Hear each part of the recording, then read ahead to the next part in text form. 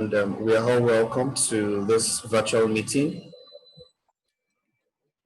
that is captioned COVID-19 and the increasing wave of gender-based violence, causes, effects, and panacea. It is jointly organized by the Civil Society's Coalition on Sustainable Development and Sustainable Development Solutions Network Nigeria. It is actually part of the side events of this year's Voluntary National Review and high-level political forum that is ongoing as we speak. And so we have 6 panelists for this event, 3 from Sustainable Development Solutions Network Nigeria, led by the chair, Professor Labode Bukola, who also doubles as the Vice Chancellor of Osun State University. We also have the co-chair in person of Professor Mrs. Odiaka. We also have a member of the Leadership Council of the network, in person of Professor Mrs. Ofoma from the University of Nigeria, Nsukka. And then from Civil Society's Coalition on Sustainable Development, we have the Board of Trustees, the Chair of the Board of Trustees, in person of Reverend Father Patrick Ngoyi. We have 2 members of the National Steering Committee, in person of Professor Mrs. Onifade and Professor Mrs. Ashimolowo. With me as the co-host and the moderator is Dr. Tola Uwinjobi, whom I'm going to be handing over right now to give a preamble of how the entire program will be for the next 1 hour, 30 minutes. So over to you, Dr. Tola Uwinjobi. Thank you very much, Femi. Ladies and gentlemen, I want to welcome you to this August webinar. August because it's a unique and special webinar. Unique because this has been the first time HLPF will be organized virtually instead of the usual annual New York glees, glamour, and the activism. No thanks to COVID-19, just like Femi has said. COVID-19 pandemic has become a global disaster affecting all countries without exception, regardless of linguistic, racial, or ethnic boundaries. It is gradually dealing a great blow even to the full realization of the 2030 Agenda for Sustainable Development. It has pushed us even to the precipice of restructuring the way we do our business across sectors, including in government, academia, NGOs, companies, and conglomerates. Coping with the pandemic, we are forced to adopt various alternative means of doing our work, especially using online media, including WebEx, Zoom, GoToMeeting, and so on facilities. We are coming out stronger anyway. We are resilient. We have some workable coping strategies. Here we are today organizing this event, which is one of the attendant effects of COVID-19 lockdown policies. Thus, the theme for this webinar and side event being co-organized by the Civil Society Coalition on Sustainable Development and the Sustainable Development Solutions Network Nigeria is COVID-19 pandemic and increasing wave of gender-based violence, GBV, if you like. We are going to look at the causes, effect, and panacea. We have tried to assemble for you academia of great repute, the pundits on the issue of GBV, scholars of no mean status, and if you permit me to say, men and women of timber and caliber.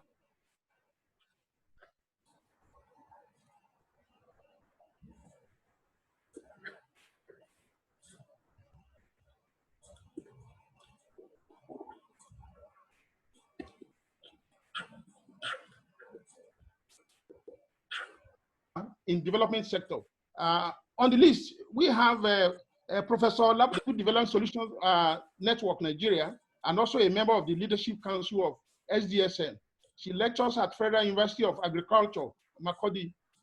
On the list is also Professor Mrs. Grace Ofoma, a member of the Leadership Council of SDSN Nigeria, and she is the head of the network's thematic group on education, empowerment, and gender equity. And she lectures at the University of Nigeria, Nsukka.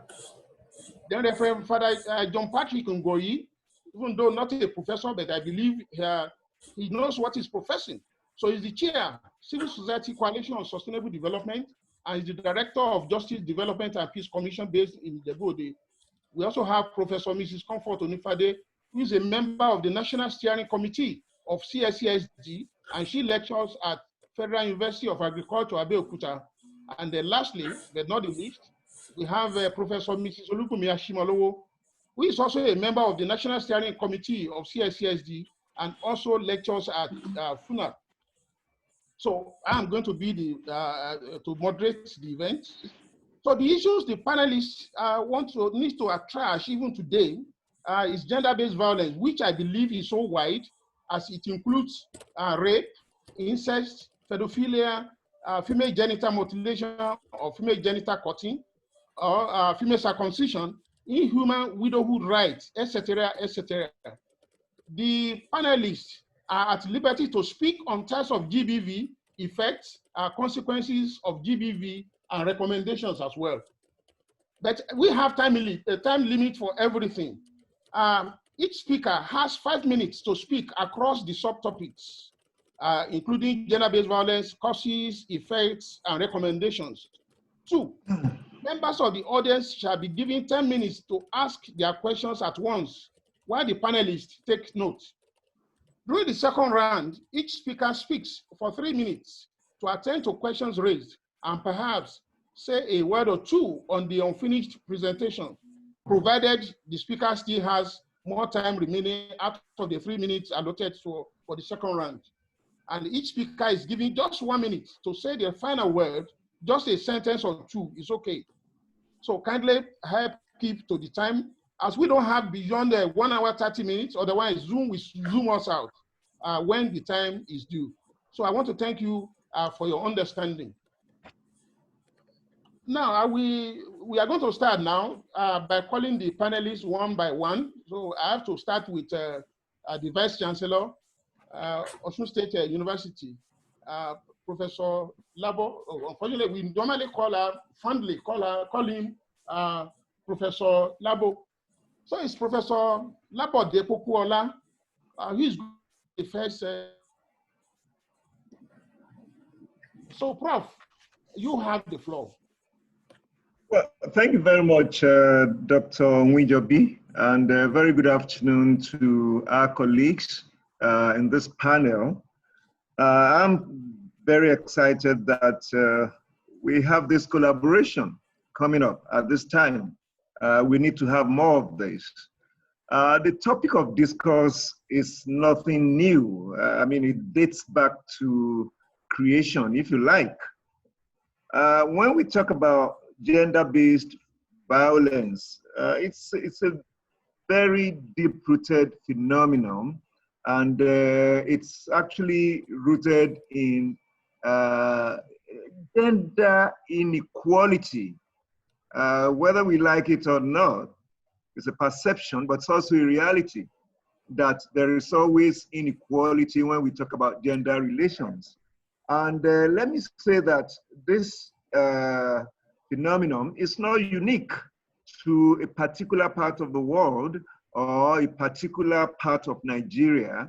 It happens everywhere. It happens in America, it happens in Europe, it happens in Africa, it happens in Asia, everywhere that you have human beings. And like I said, it's rooted in this issue of gender inequality. Now, what are the reasons for gender inequality? Again, it's a perception that we believe that a man is superior to a woman, which is not right. It's not true. We are created equal. God created all of us equal. But there has always been that perception. Even at the family level, we are all tempted to think that the boy child is superior to the girl child, which is wrong. Now, this perception has been carried through the ages, and it's now bringing up a lot of negative issues. Some of these have been mentioned. Sexual harassment is one of them. Raping is one of them. Wife beating is one of them. The issue of the way we treat widows, it's another. So it has taken a long time for this thing to manifest, but it's becoming even more challenging now, particularly because of the influence of social media. People see what happens in other parts of the world within a minute or second that it happens. And people are also tempted to copy negative things. And that's why you have a young man raping a woman of 80 years. and given no damn to this. It's become so rampant, and one begins to wonder why this is happening. It's actually a worrisome situation that we have found ourselves in. Several cases in the media, in Ibadan, for example, a woman is raped and killed. And you wonder what will be the cause of this? Why should this happen? Oh, if you have a sexual desire and you are so indisciplined and you have to rape a woman, why do you have to kill her? So it's such a worrisome situation. And of course, some of us are of the opinion that drastic measures will have to be taken to be able to address this. The laws of the land are very clear on some of these issues, but the implementation of these laws are really something to worry about. I mean, if somebody is apprehended for raping a woman and the case has to be in court for the next 5 years, I wonder how that is going to end. There is also the issue of stigmatization in the society. I mean, somebody is raped and that person is stigmatized for life. So these are all challenges that we have to deal with over time. But all said and done, the society must be deliberate, decisions must be taken, and we must all join hands to ensure that we can put this behind us. We may not be able to eliminate it completely, but it has to reduce drastically. Everybody has to work together. We always make the mistake of thinking that, oh, this is something that concerns women, so women should be the one to fight against these societal vices. No, it has to be both genders, both men and women. So once again, I'm happy to be part of this discourse. These are my initial thoughts, and as we move on, there definitely will be more things. Good. Thank you, Prof, for that lucid presentation, and thank you for even working to the time allotted. Thank you very much. So now I would like to call on Professor Olubunmi Ashimolowo. He's from Federal University of Agriculture, Abeokuta. She is also a member of the National Steering Committee. So I want you to take the floor. Over to you, Professor Ashimolowo.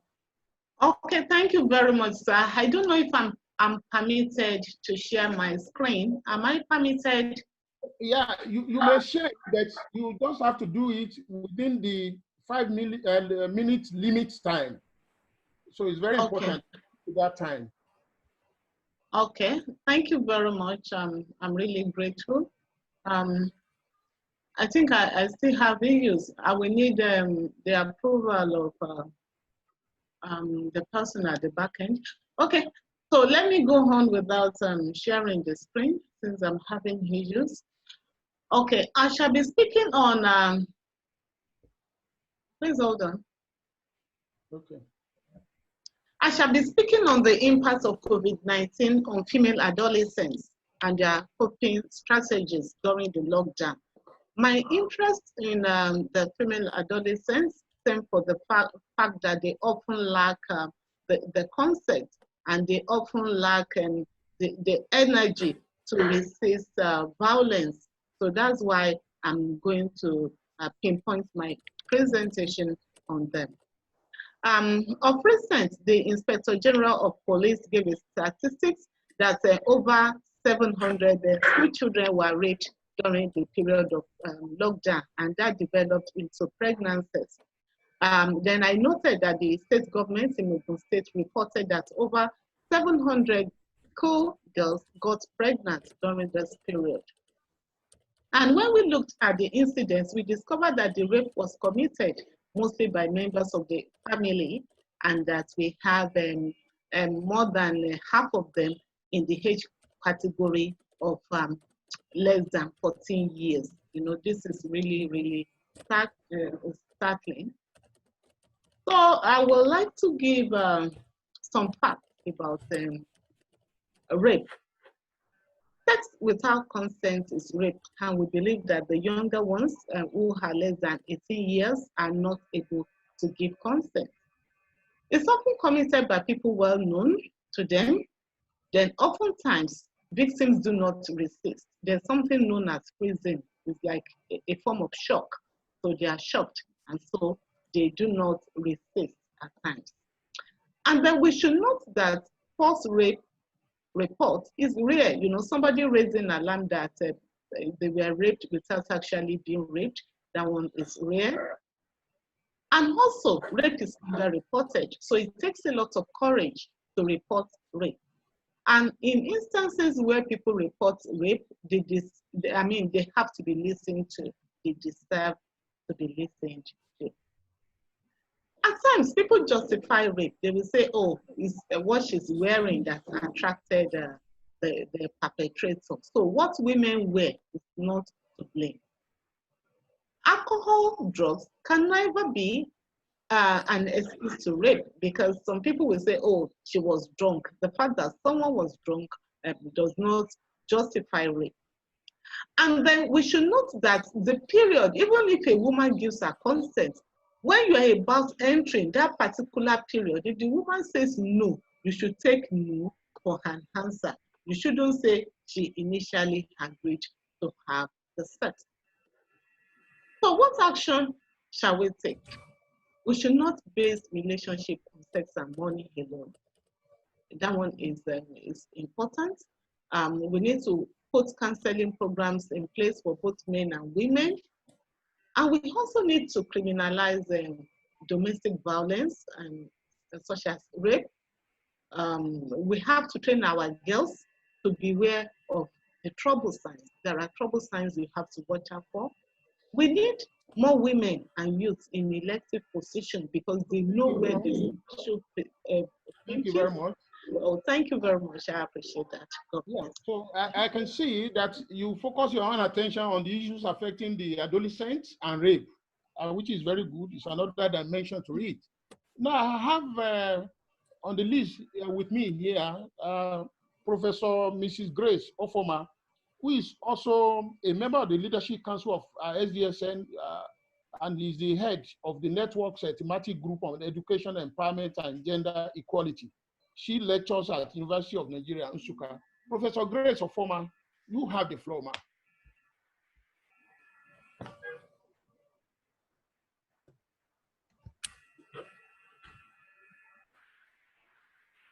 You have to unmute yourself. Unmute yourself, otherwise we won't hear you. Femi, can you help out there? Yes, I have done that. Good, good. You're welcome, ma'am. Welcome everyone to this presentation. I'm excited being involved in this discussion because it is a very serious issue in our society. Nowadays, we hear of so many cases of gender-based violence in all its sorts. The WHO has categorized gender-based violence according to life stages. There are ones perpetrated on pre-birth, before the child is born, like unwanted pregnancy, forced abortion, and so on. Wife battering at pregnancy. Another one is at the infancy, infanticide, where a male child is preferred to a female child. And when a female child is born, the female child is killed because she's not wanted. Then there is also the ones on infancy, on girlhood. This one you have rape, you have pedophilia, where older men have sex with younger children, which is an abomination. Then we have the adolescent and the adulthood, which the last speaker has touched on. We have rape, we have sexual harassment in schools and in the society. And then you have the one for elderly people, like suicide or depression. So what are the causes of these gender-based violence? The causes include promiscuity, poverty, cultism, excess intake of alcohol, psychological problem. There are people who prefer younger children to mature children, and it's a problem. There's also early marriage as a problem. When a young girl is given to marriage at very early age, he cannot say no. The man takes her at will. And then there's culture, which is in a patriarchal society. Men take up everything and the females are debased and so on. What are the effects of all this? We have high maternal mortality and morbidity. When a woman is pregnant and is beaten, the result may be, it may result to death or sickness. There's decrease in economic autonomy or contribution to national development by women. There is increased risk of contracting sexual transmitted diseases because you don't know who the person is, what he has, and he's having sex with you. You can transfer such diseases. And then you have divorce or abandonment of the marriage and early widowhood. Then murder or suicide. You have preterm delivery and depression and use of substance. All these are the effects. Then, how do we remedy this? We can start with enlightenment, awareness, advocacy, and all hands should be on deck to do that. Thank you very much. Thank you. So thank you so much. Because we just have to work according to the time. So I have also on the list Professor Mrs. Ngozi Odiaka, who is the co-chair at Sustainable Development Solutions Network Nigeria. Is also a member of the Leadership Council of SDSN. She lectures at Federal University of Agriculture in Makurdi. So, Prof, you have the floor, ma'am. Okay, thank you very much, and good afternoon to everyone. We're talking about gender-based violence, and it could be harassment, it could be the husband dying, and the way the woman is being treated. It could also be rape. I will speak on rape because an idle mind is the devil's workshop. COVID-19 has left many not doing anything. So rape is not only from the male alone, though much more, but actually also from females. They also rape the men. So this is not as high as that of the males. However, the causes of rape is actually multi-dimensional, and this can be grouped into 6 groups, like I have here. If Femi can just show my PowerPoint. It could be moral, it could be spiritual, it could be emotional, it could be financial, it could also be cultural, and also it could be social. Social in the sense that you can have people who have gangs that go out to rape. Now, but the overriding cause of rape is the idea of male superiority and dominance. And it ranges from how the perpetrators view their position in society as superior to their victims, to what they also observe in their own families while they were growing up. It is really rooted in the belief that the male gender is superior to the female gender and that the female is subject to the male's dominance. Well, I believe until this thinking is changed, the problem will remain. Now, what are the effects of rape? Emotional instability, psychological instability, panic attacks, low self-esteem, sex addiction, social awkwardness, depression, suicide, unproductive habits, drug abuse, mental illness, and so on and so forth. The effects are so far-reaching and long-lasting.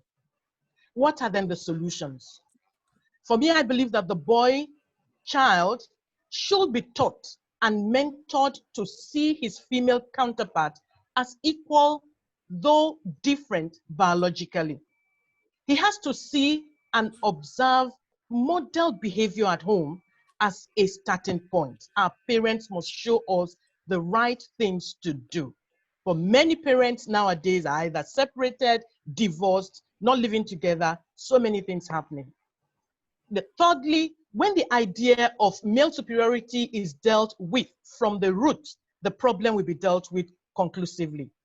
Boys also should be taught how to be good husbands and fathers from a young age, just as girls are taught to be wives, to be good wives and mothers. I believe also that more responsibility should be given to the boy child regarding caring for himself and others, including house chores seen as female responsibilities like cooking, cleaning, and laundry. And there should be no preferential treatment for boys while girls are working at home. I also believe that the social views where people say boys will be boys, and it's always used to excuse irresponsible behavior from males. This should be replaced with views actually demanding a higher standard from males. Irresponsible behavior should not be tolerated from males, and yet it is frowned upon when done by females. I mean, that's not fair. Again, I believe that the double standards which we play is a global thing should be done away with. And generally, I believe that the fear of God is the only thing that can change the minds of male and females from rape. And when I say fear of God, I mean genuine conversion will help us. And lastly, our genuine personal relationship with God, our Maker, is important. Our mindset is important. The morals should be taught at all levels, starting from our home. And the society should frown and enforce the punishment on offenders. I also believe that. Thank you very much. Thank you. I think that's the last point that I have. Okay, thank you very much. Thank you. I could see that you spoke in line with Professor Mrs. Olubimi Ashimolowo, who also talked on the issue of rape. Now, members of the audience, please get ready your questions. We have two panelists left that I'm going to call later on. So, but please just write down all your questions. We are going to address them. And I have on the list our own Reverend Father John Patrick Ngoyi, who is the chair of the Board of Trustees of Civil Society Coalition on Sustainable Development. He's also the director, Justice, Development and Peace Commission based in Ijebu-Ode. Reverend Father, the father of all, I always say that he has our own father. So I call you to the podium, please. Address us. Thank you. Thank you, Bola. Thank you, Tola, fellow participants. Leaving no one behind remain the mantra of Sustainable Development Goals. But something has actually happened with COVID-19. Those who have been left behind with COVID-19, they have been pushed further behind. So if we complained about gender-based violence, under COVID-19, gender-based violence have been exacerbated. So we are experiencing more gender-based violence under COVID-19 than it used to be before. You know, as communities around the world are forced to stay at home, women and girls are at heightened risk of domestic violence, intimate partner violence, child abuse, and other forms of sexual violence, because the pandemic has exacerbated pre-existing gender inequalities, and power hierarchy violence in the home worsens as prolonged quarantine and economic stressors increases tension in the households. Women and girls are isolated from the people and resources that can help them, and they have few opportunities to distance themselves from the abusers. The lockdown has compromised access to life-saving services and justice at a time when they are needed most.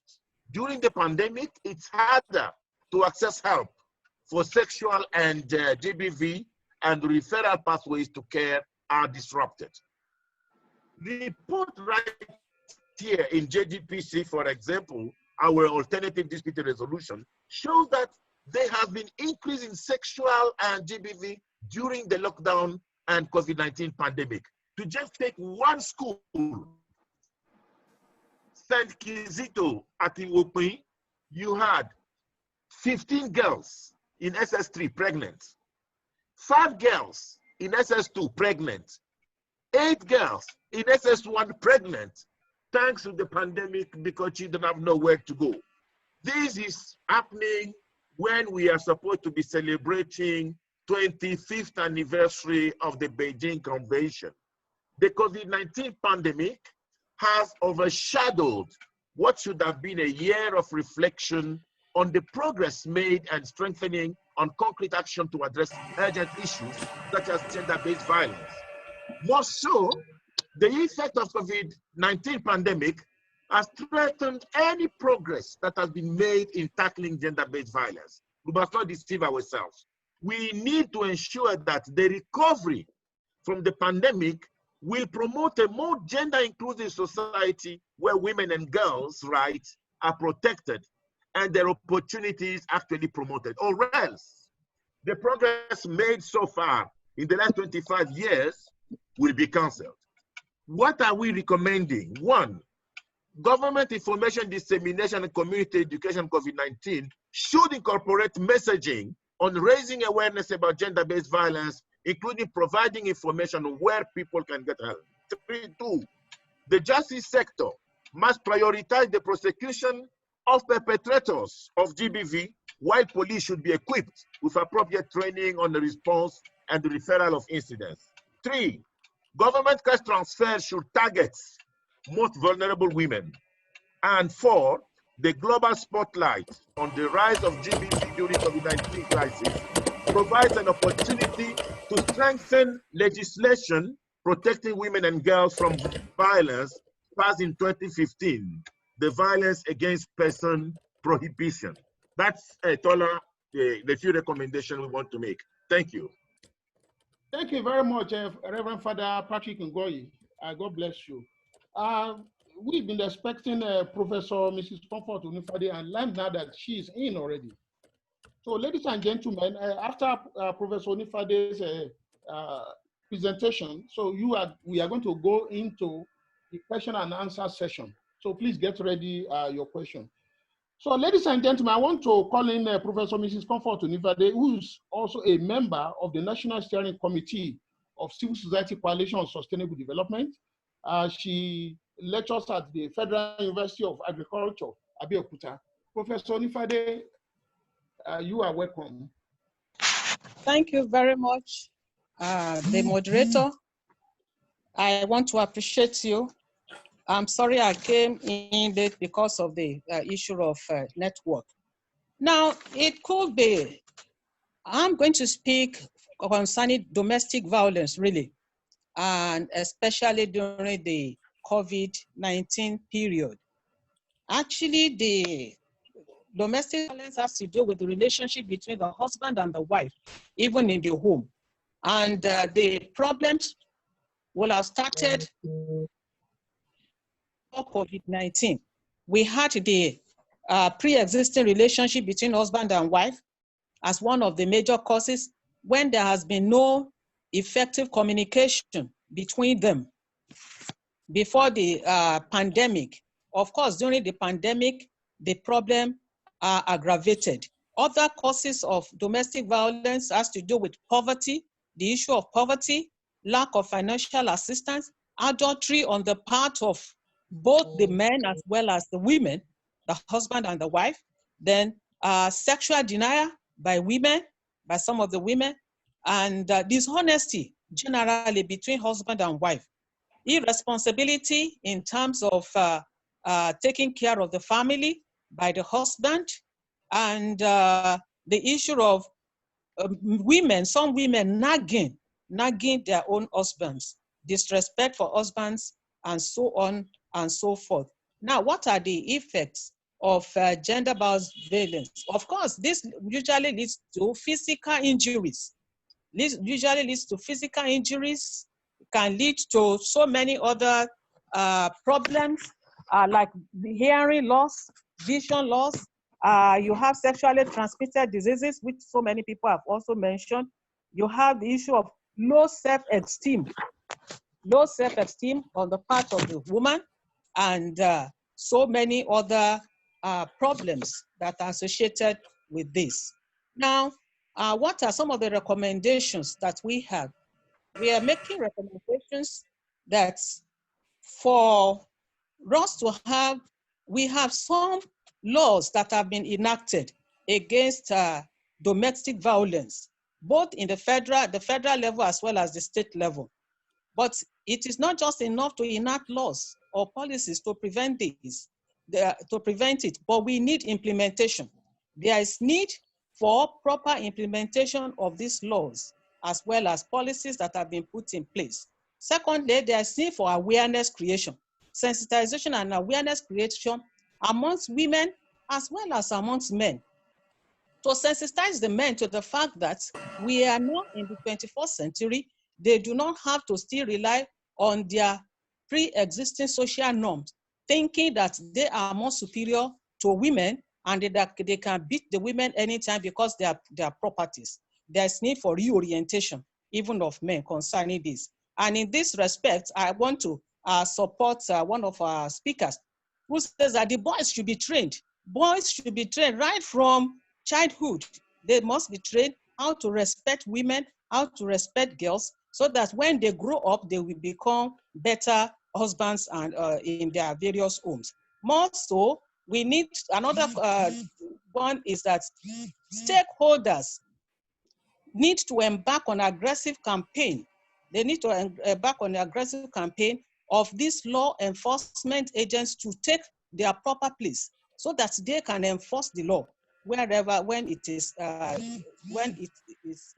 necessary. In addition to this, one of the ways of preventing is the issue of social media. The use of social media as well as alternative forms of innovative technology should be employed in fighting the menace of gender inequality as well as domestic violence. We can also have ways of preventing it by doing other things.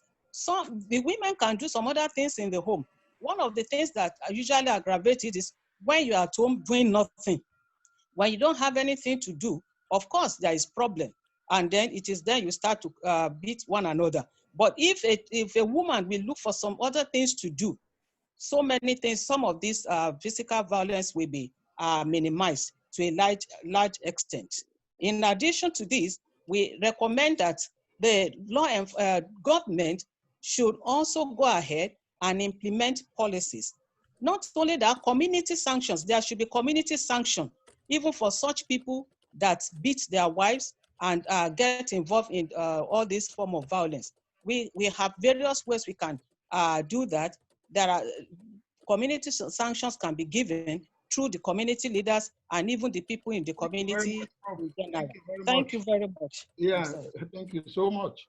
So, ladies and gentlemen, we now want to open the floor for questions. You can make comments if you like.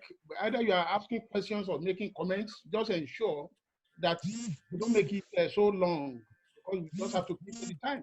So, and we are giving the floor around maybe 5-10 minutes to ask their questions, while the panelists will have to respond with 3 minutes each. So if you want to ask questions, I think some people have even written some questions or so, but I can't see clearly here. But there's a device towards your right hand whereby you can raise your hand so that I can see you, then you'll be called. So question. Yeah, can I just jump in at this point in time, sir? Hello, sir. Go ahead. Okay, there are a few questions that have been asked already, and I would just like to read out some of them very quickly.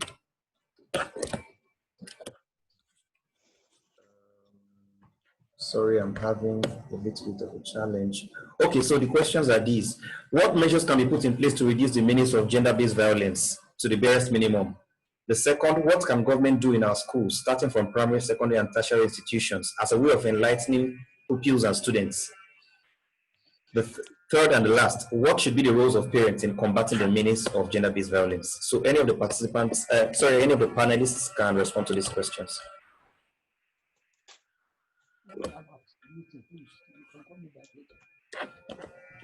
We have some people raising their hands. Yes. Okay, so we have Martin Salo. Martin Salo, you have the floor, please. Thank you, Dr. Winjobi, and my regards to all the panelists for job well done. Actually, some of the panelists have talked about the issue of gender, and then my focus is on based on the boys as a male side of it.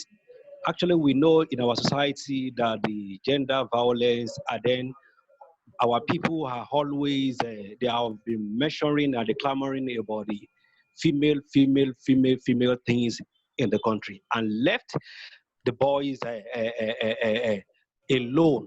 And this thing has been happening now.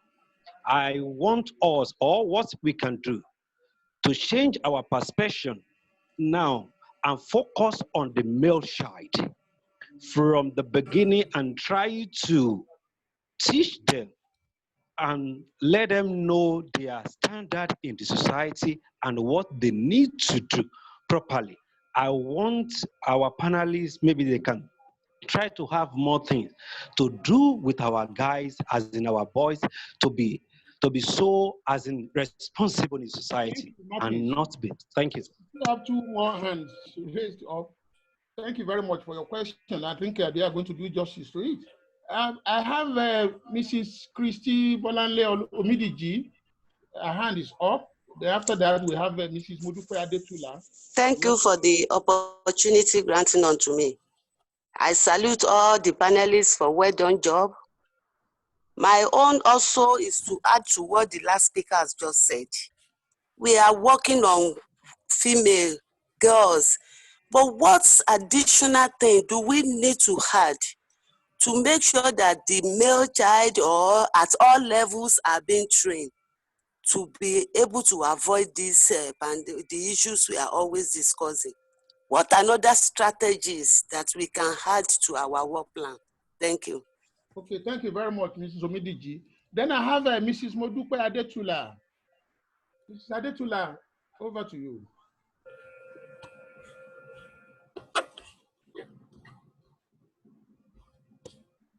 Mrs. Adetula. Much for Okay, thank you very much for having me on this program. I'm delighted with all the contributions the panelists have put in place, but I need one thing to be added because I've not had any of them to talk much about it. And it's based on this incest in our society nowadays. It's just too common. We have fathers who've been impregnating their own daughters. Only yesterday on Channels TV, a man was paraded. A 44-year-old man was paraded for having impregnated his daughter of 16 years of age. And nothing is yet to be done. I don't think people still see it as crime. And I don't know how we can stop it in our society. It's getting too much. Even fathers, raping their 3 months, 6 months old daughters. This is becoming, what people will not want to hear at all. So what do we do? Is it going to be a crime for the woman leaving home for work and leaving the daughter with the father? Is it going to be a crime for her to go to the kitchen to do some domestic call for the family and leaving the daughter in the bedroom for the with the father? So what do we do? It's clear. Thank you very much. So I have Mr. Sahid at ABC. Mr. Sahid, can you?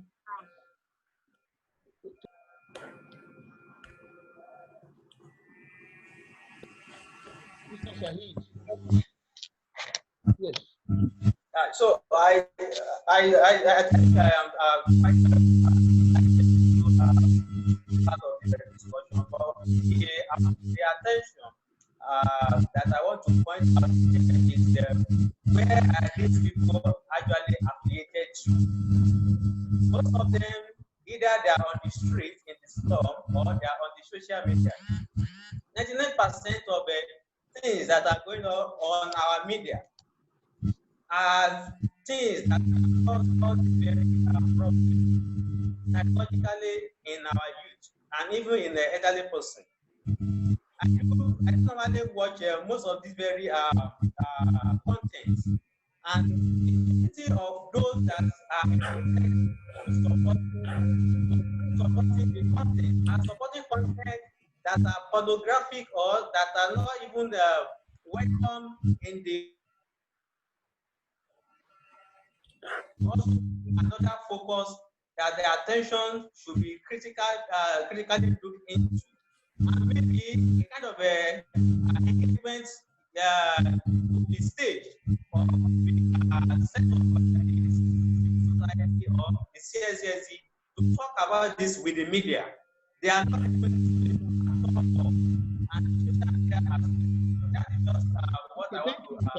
Thank you very much. Thank you.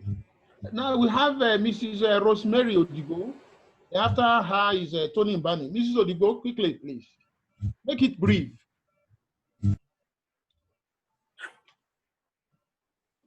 Mrs. Rosemary Odigo. Odigo. Pardon me for that mispronunciation. Oh, has she gone? So can we then call on Tony Mbani? Tony Mbani.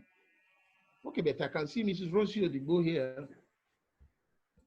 I think there's also Dr. Georgina Erifeta. She also raised her hand because these two persons appear not to be. So, Dr. Erifeta, can you go ahead with your question?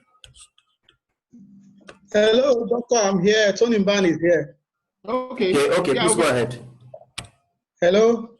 Please go ahead. We can hear you. We can hear you. Please go ahead. Okay, please. Thank you very much. My question is: a lot of times when you go to there's something wrong with his mic. Tony, something is wrong with your mic. Maybe you can type the question, Mr. Mbani. Maybe you can type the question. Okay. Then we have Dr. Erifeta. Dr. Erifeta. Georgina Erifeta. Okay. I'm here. I hope I'm audible. Yes, you are very audible. Please go ahead. Good afternoon, all, and a very special good afternoon to our panelists. I think mine is just a little contribution in the area of using policy intervention to actually bring this matter of gender violence to the barest minimum. I think that a lot of policies and regulations are in place, like one of the panelists presented, that implementation is part of the problems we have. These policies and regulations not being implemented or enforced to enforce for citizens to actually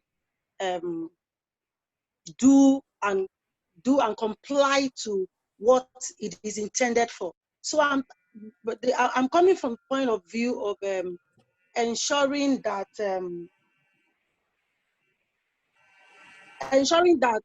policies are put in place whereby whereby defaulting citizens are not permitted to settle out of court. Because I think that's where the problem is. There'll be violence, but these people go out and settle behind the bars. They settle out of court and the matter just dies a natural death. If policies can be enacted whereby settlements are not allowed, the matters are seen as state matters, I think that compliance will be increased. I think people will be made to comply more to the policies that have been enacted that are already in place. So I think policies are there, it's just implementation and stopping defaulters from from settling the matters out of court. I think it's going to help us to bring this matter to the barest minimum. Thank you. Thank you very much. Thank you very much. I think we have to allow the panelists to respond to those questions now. I bet I could see Professor Popola. So maybe we just start from you. Yeah, thank you very much. A couple of issues have been raised that we inadvertently omitted in our presentation. One of them is the concentration on the girl child. Yes, concentration on the girl child is a deliberate effort, I mean, across the globe, because over the years, everybody believes that the girl child had been marginalized one way or the other.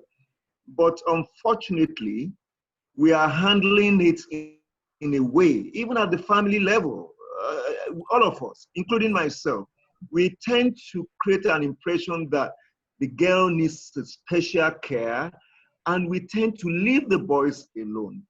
This is snowballing into a crisis in the society. The girl seems to enjoy a lot of concentration now, which is not bad, but it's now to the detriment of the boys. And I want to say that maybe a good approach to resolving this is to ensure that we look at it in a balanced way. To ensure that what the girl gets, the boy also gets, in terms of moral training, in terms of upbringing, in terms of sharing love amongst them. This, I think, will go a long way to redirecting the way our boys behave these days. Someone mentioned something about incest. I will just talk about that, then maybe others will contribute. I think anybody that engages in incest must have some mental or psychological problems. I don't think there are any two ways to it. It's not possible for someone who is balanced to go after his child and have inexplicable, but my thinking is that such people will have maybe some mental and psychological issues. Some people are saying that there are some spiritual dimension to it. Some people think that, oh, you have sex with your own child, you can use it and have money. I still don't know how that will work. So I believe that there's some mental problem somewhere, and maybe such people should just be taken to mental homes. Okay, thank you, Prof, for your contribution. We still have 1 minute for you later on. Okay. Who amongst the panelists would like to also take the floor? I don't want to call your name in the yeah. Okay. Can I go on? Okay, thank you very much, sir. Well, the first caller talked about how to reduce the gender-based violence, and we have all said it. We need to continue to train the boys. Then Mr. Alo Martins made mention of what we can do with the boys. So, and even the men, yes, we should make them advocates of gender issues.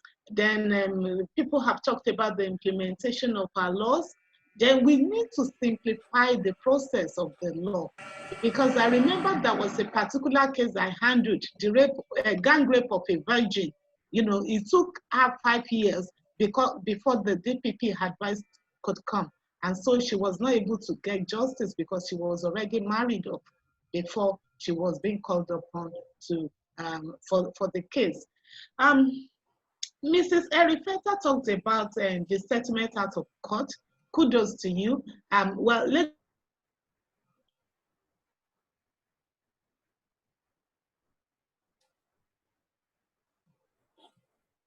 Prof, something is wrong with you. Okay.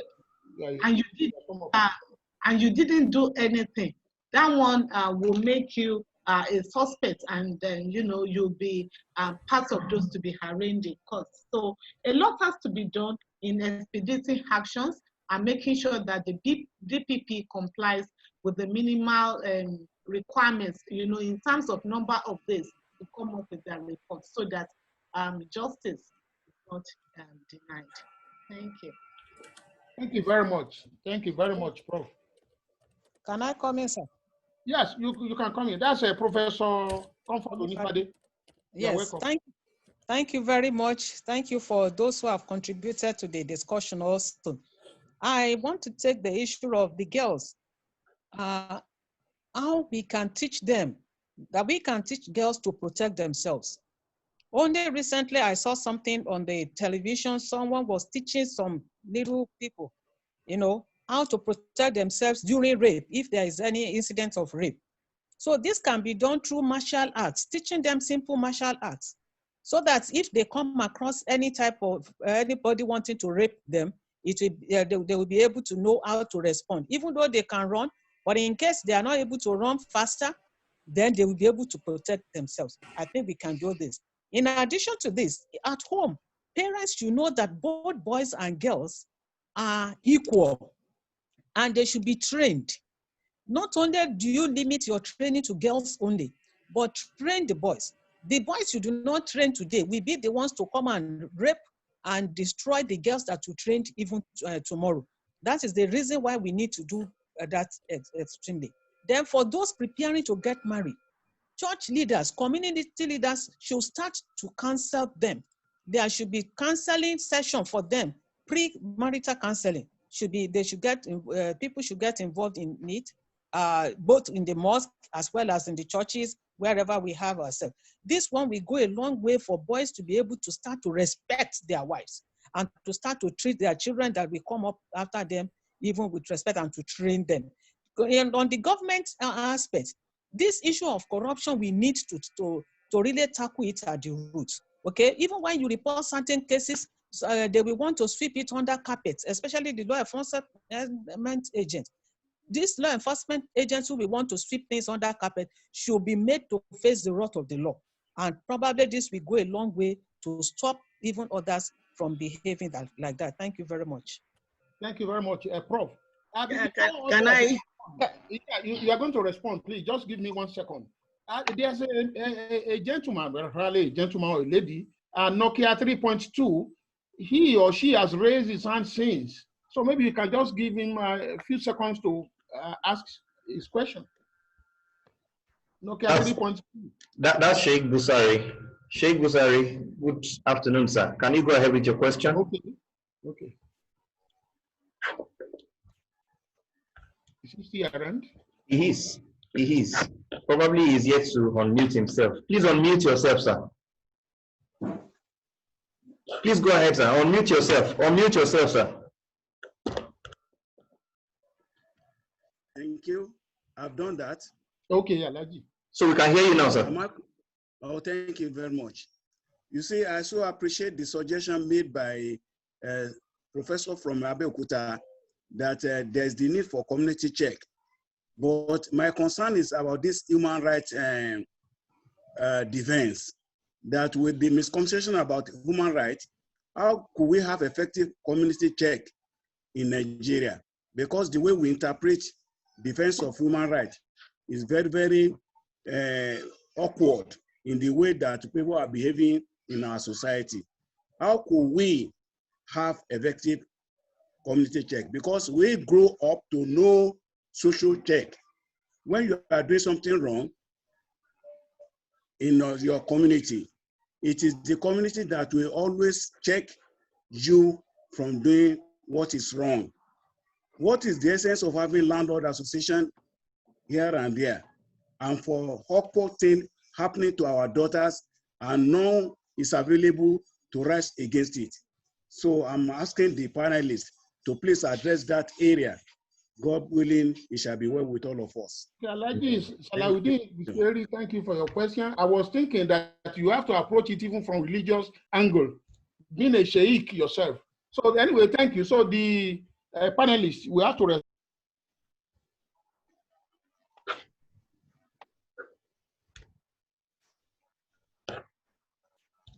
Hello? Yes, can I talk? Hello? Please go ahead, ma'am. Please go ahead. Please go ahead. Who now? Me or Prof? Yes, you can go ahead, ma'am. Oh, okay. Thank you very much. Yes. Thank you very much. I think one of the things that we need to do, like I said initially, we have to start from the base. Charity begins at home. It's going to be difficult to change those who are there already now, except by punishment. And I believe that if we begin with our kids at home to train them, to let them know that as a man or a woman, you are the same. The only thing that differs is your biological makeup. That may help us. If we leave them down again to creating awareness with the parents or the uncles, that may help us in the community. Why am I saying that? Some of the uncles and the daddies and those in the community are those who are actually perpetrating the evil. So they may not even be ready to come out. I'll give you a typical example. When we were in school, we can be beaten in school. But when we now grew up and became parents, we don't want any teacher to touch our children. So there should be a kind of change of paradigm to help us in our nation. And honestly, until these perpetrators are actually punished, not settling out of court, making sure that they are punished. I'm not saying they should cut their genital, whatever, like it was suggested at that level, but at least give them a punishment that they will forever remember that this is what they did. And honestly, somebody was saying that, how can we train them? It's easy. The way we have been training our girls when they are young, even at the age of 3, you tell a girl, go to the kitchen, go and sweep. We should begin to do that to the younger ones, the boys at home. Let them know that the house chores is meant for all of us. I'm not saying that men and women are equal. I don't believe that. But at least there is human equality. And I think we should hold on to that. Thank you. Can I say something?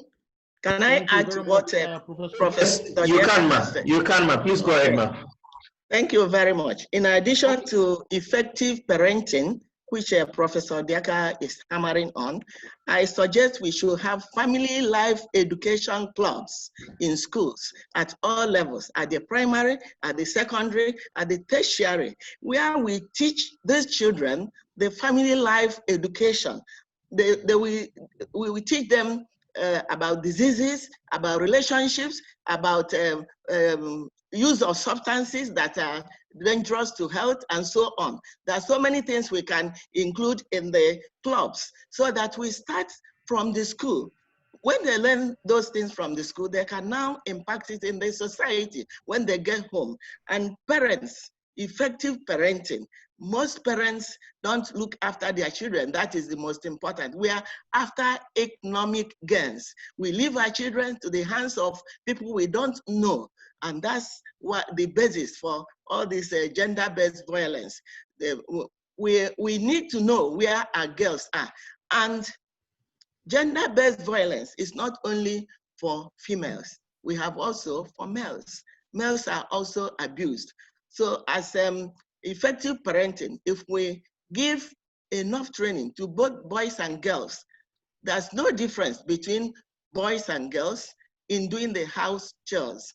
They can do the same thing and get the training so that they will grow effectively and become acceptable members of the society. I also want the NGOs and the CSOs to come into this issue of gender-based violence. The government, most of the time, people that the perpetrators are not punished.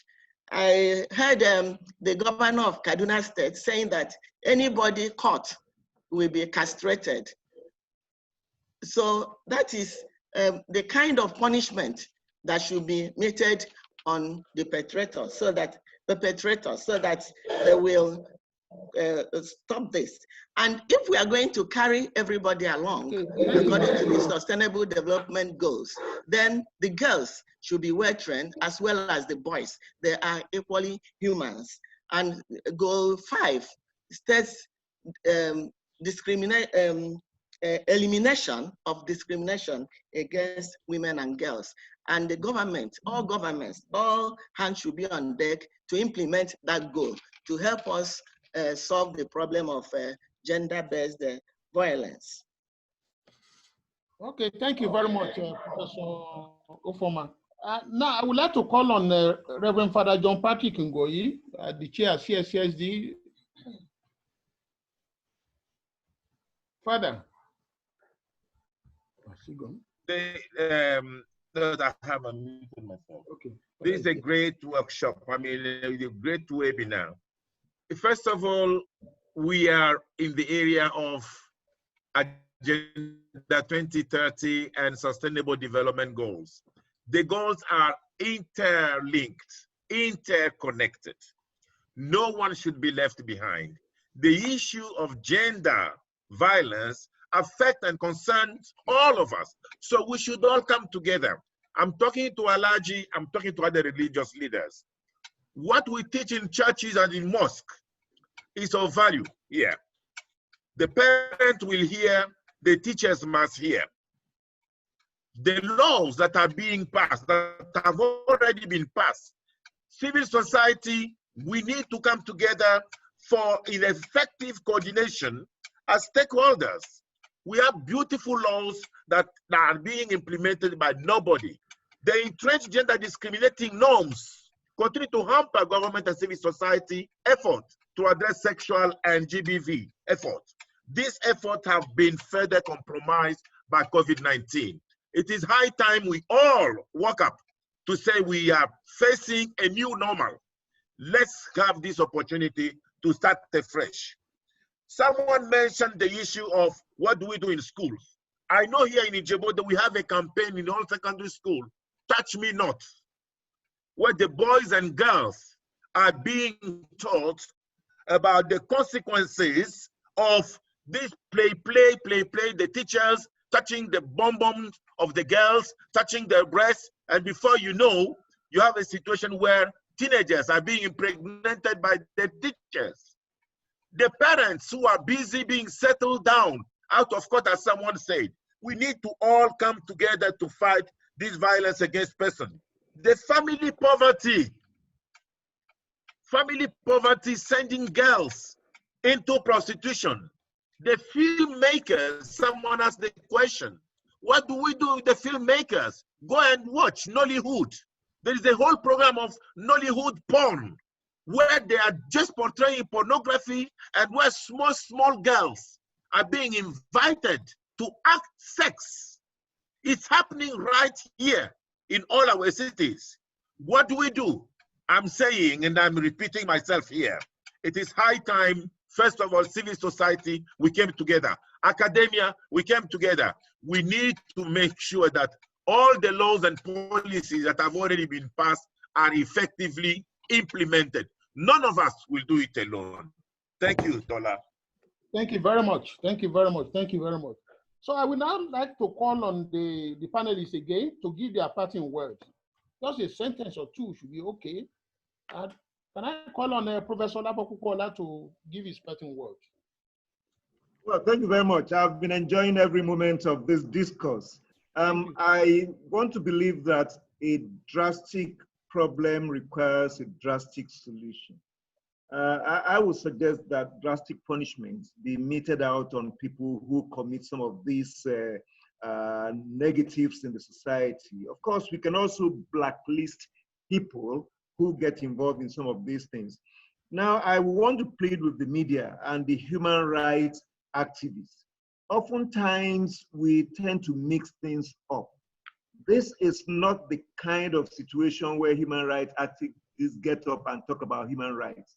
Somebody commits a crime like this, let such person be dealt with. Finally, we need peace in the society. A peaceful society is likely to have less of these issues. And like the Reverend gentleman said, partnership by all. We need to work together to ensure that we overcome these vices. Thank you.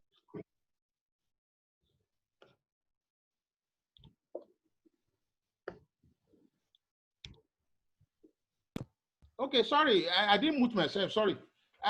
Professor Ngozi Odiaka, your parting word, please. Okay, thank you very much. Grateful for all that we have heard. But one thing is sure, we need a change of paradigm. And for us to have that, we need a genuine relationship with the God that we serve. If we don't, we will not make it. No matter the amount of much punishment that we give to human beings, they will do the same thing. Men go to use women who are mad under the bridge is because they are looking for money. It's a spiritual issue. I pray that the Lord will help us. There's one thing that Engineer Chike said there. What is the next step that we have to take?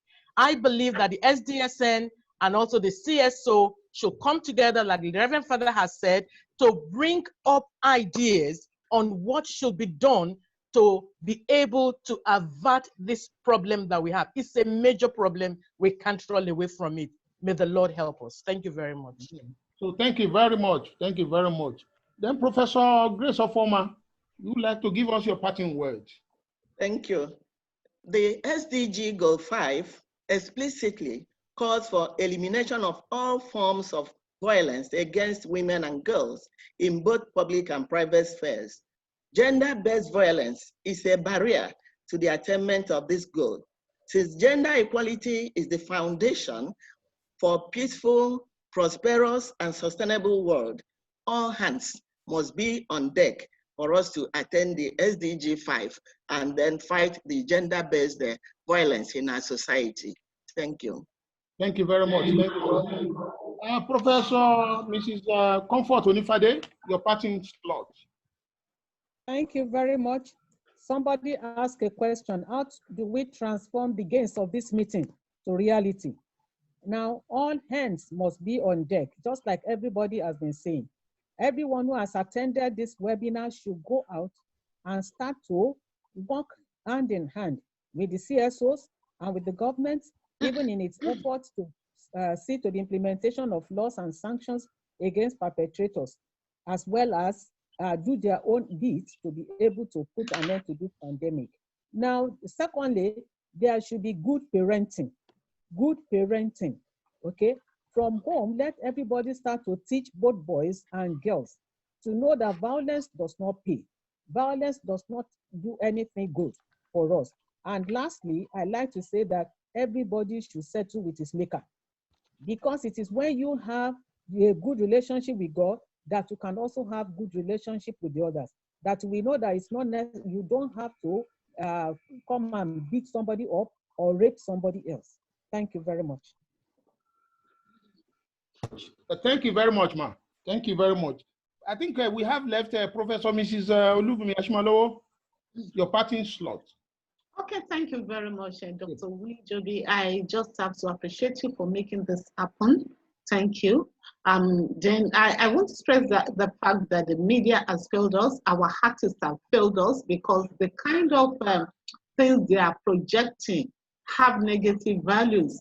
So we need to start propagating and promoting men and women who have positive values. We cannot do it alone. So let us join us together. CSD is going places. We are home.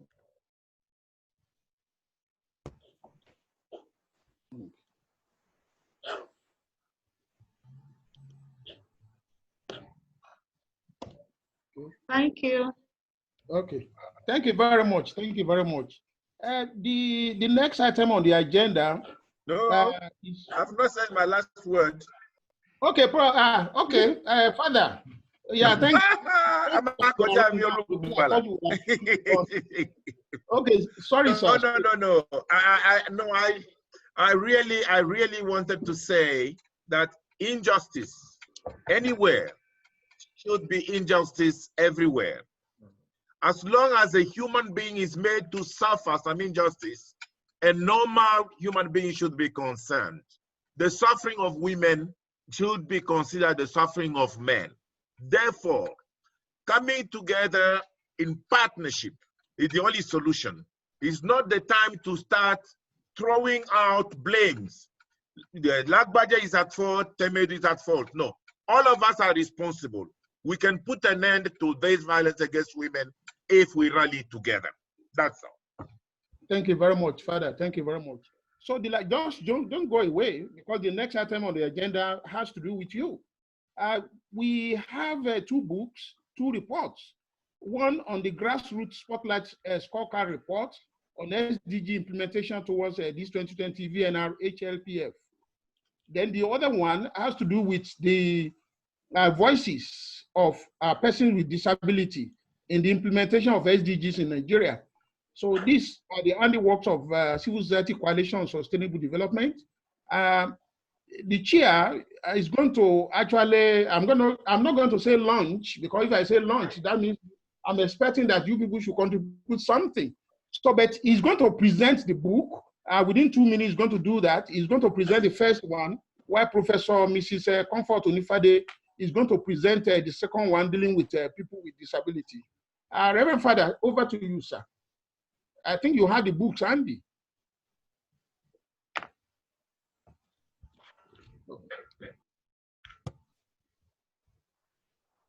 Father, we can't hear you.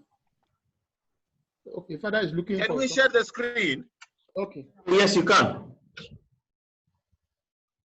You can share the screen. Okay. Okay. As you can see, that the Grassroots Spotlight Scorecard report towards 2020 VNR HLPF. Great efforts the Civil Society Coalition on SDGs, great effort from the National Coordinator, Tola Winjobi, with all our colleagues in the 6 geopolitical zones. The people with disability were involved, and Professor Nifade is going to say something about it. This report was actually compiled as a contribution of CSSD toward the voluntary national review. You know, Nigeria, the country, presented it this week to the whole world. The performance of federal government specific indicators, policy and legal framework, plans and strategy SDG implementation, capacity building, transparency and accountability, and monitoring and evaluation. All the 17 SDGs were under focus here. Rating was done using parameter progress on targets. Goal 2, 3, from no agency to clear agency, led by commitment. It is the trying to make a difference. The mantra of 2030 agenda, leave no one behind. It was observed that during government consultation, left behind are vulnerable people, including the poorest of the poor, the artisan like welders, panel beater, tailors, fashion designers, drivers, bricklayers, hairdressers, carpenters, plumbers, cobblers, even market women and men, farmers, petty traders, unemployed youth, persons with disability, and vulnerable rural dwellers. They said, these people, what do you know about SDGs? What do you see the government? This report, I must confess to you, is a word, because the effort that was put inside is worth reading. Look at how you will see, where you see green, it means they say, well, serious effort was done. Where you see red, it means people are saying, oh, there was nothing done. Where you see yellow, well, they are all in between, well, something was done, but that's not what was being expected. So the outcome of this study incidentally confirms the notion of age-long government abandonment and subtle neglect being experienced by the rural communities. On the average, if SDGs would be attainable, people at the grassroots need more information on SDGs, aside just being furnished with the provision of basic social amenities. This spotlight was an eye-opener for those that participated in it. The questionnaire had aroused them to wanting to know more. So we are all invited to ensure that the grassroots people know more about SDGs, and we push the government to do what they should do. I did. Thank you all for this. I encourage you once again to find this report and go through it and read it. You will discover so many things. I once again congratulate Dr. Winjobi for the great efforts. The Professor Comfort can present the second document. Thank you very much, Father, for making that presentation. I'll make the one on the SDG and the persons with disability. And just like Father said, these people, the persons with disabilities, we find out have been neglected for so long a time. A grassroots spotlight interview with focus group discussion was conducted with persons with disabilities in order to gauge their opinion on how SDG has been impacting on them and to elicit information from them about the expectation from government so as to inform policymakers about the persons with disabilities.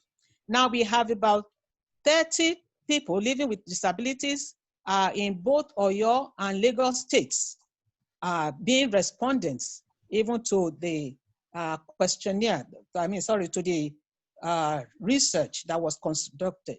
Now, the results shows that these people living with disabilities have been neglected for long, and they have been left behind by the government in the areas of participation in governance, provision of social amenities, provision of job opportunities, the issue of capacity building, the issue of protection and security. All these, they have been neglected for so long. Now, what are the recommendations? We have a few recommendations here. The ones for the government, the ones are the recommendation for civil society and even partners. Now, we are recommending that job opportunity must be created for all the people, especially people with disabilities. There is ability in their disability. Then that the government should make available affordable and accessibility to public transport system. There should be a policy mandate for both private sector, especially for private sector, to consider people with disabilities in their job employment scheme. Then there should be help should be given to the children of people living with disabilities in catering for their education, because most of them are not able to cater for the education of their children. We also ask for the last one, please. Yeah. Development partners should please support SDG annual summit with persons with disability. Why the CSO should also organize sensitization program for persons with disabilities. Thank you very much. Thank you very much for the. Thank you, Dr. Now hand over to my co-host, my colleague, Femi Gabriel, to do the vote of thanks. Over to you, Femi. Thank you so much for the opportunity, sir. We want to appreciate everyone that participated in this webinar and a side event of the VNR and HLPF. We thank our panelists, especially Professor Upola. Thank you so much despite your tight schedule. Thank you, Professor Odiaka. Thank you, Professor Foma. Thank you, Reverend Father Patrick Ngoy. We appreciate you, sir. Thank you, Professor Mrs. Onifade. Thank you, Professor Mrs. Ashimolowo. Thank you, Dr. Tolawunjobi. We want to thank everyone. I may not be able to have the time to mention the names of each individual that participated, but we appreciate you. The recording of this session will be made available to us via our emails. I don't know, for those of us whose emails I don't have, I will try to drop my email right now so that you could send me a message and then I would make the recording available.